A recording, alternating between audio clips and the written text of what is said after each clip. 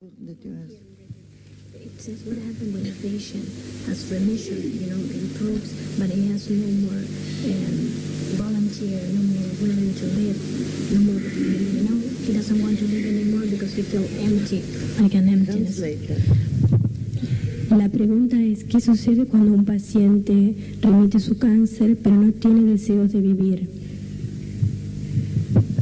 Illnesses that come in remissions and relapses are the hardest things to cope with, because like you prepare yourself to die and then you get well. And then you get well, and then after 2 years or 3 years sometimes, suddenly another lump or another lymph node or another, and you go in and out, in and out, in and out. And they do lose patience, and they do lose a fighting spirit. You have to know that you can only graduate when you learned all the lessons you came to learn. So try to help them to figure out, what have I not learned yet? Maybe it's patience, maybe it's tolerance, maybe it's unconditional love, maybe it's understanding what happens to people who go in and out, and they have to start from scratch again. So you try to tell them that nobody has to suffer for no good purpose, or that there are coincidences. It's always for your own personal growth, and you help them to find out what is the issue that you can learn about if you are in your body for another 6 months or another 6 years. And you do not know that, you just help them to find out.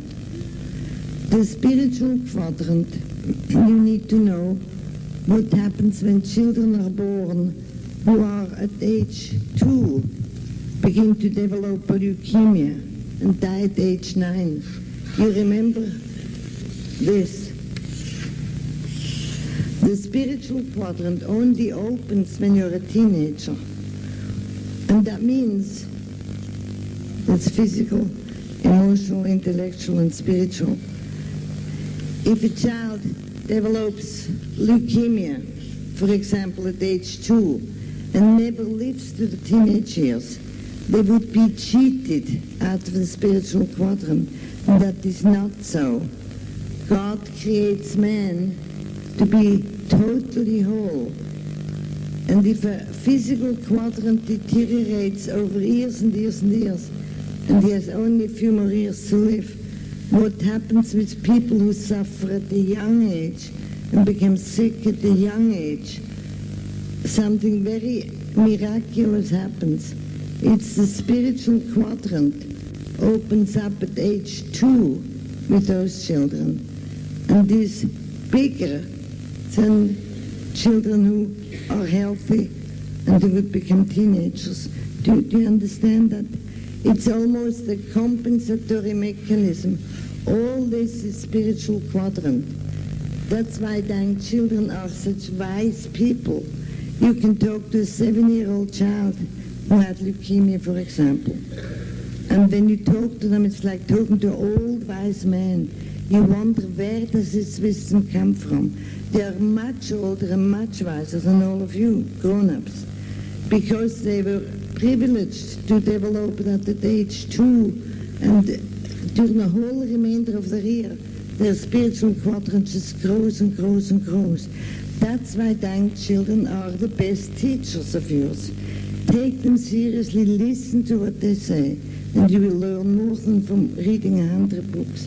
What happens if a child is born microcephalic, or use a more public known severe mongoloid, with terrible brain damage, and really super retarded?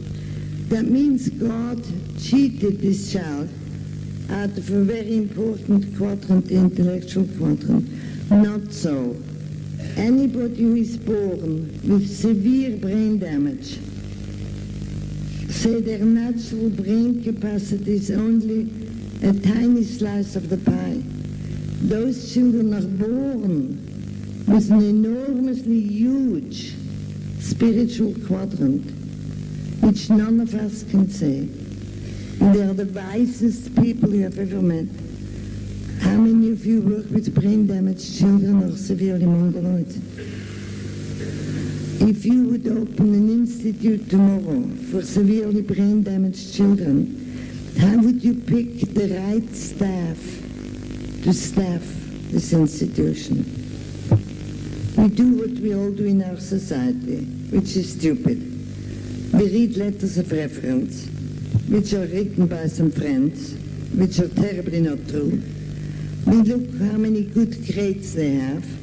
We only evaluate them by their IQ, and you get lousy personnel, not the right people to work with brain-damaged children. You offer them a cup of tea one afternoon and invite all the potential candidates who apply for a job. And then you invite 4 or 5 severely mongoloid children to come to that tea. And you sit back and watch.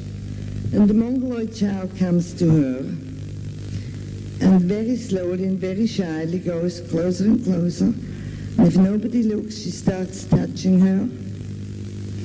And if she doesn't brush them off, in no time she'll sit on her lap and gives her a cookie. And you hire that person immediately before somebody else steals her. Do you understand what I'm saying? These children may look stupid, but they're not stupid. They're very wise. They have an incredible spiritual quadrant. And the spiritual quadrant knows that she is a person full of love and compassion and understanding and loves those children. She does not apply for this job because of the money. She does it because she loves children. And they gravitate to her. And then you steal those people fast before somebody else gets them. You'll have the best institute. Do you understand what I'm saying about the spiritual quadrant? I only said before that the spiritual quadrant opens up when you're a teenager. This is if you're raised naturally, not if you're born with brain damage or not if you die at the young age of leukemia, for example. So nobody gets cheated out of it. Everybody gets exactly what they need. Not always what they want, but what they need.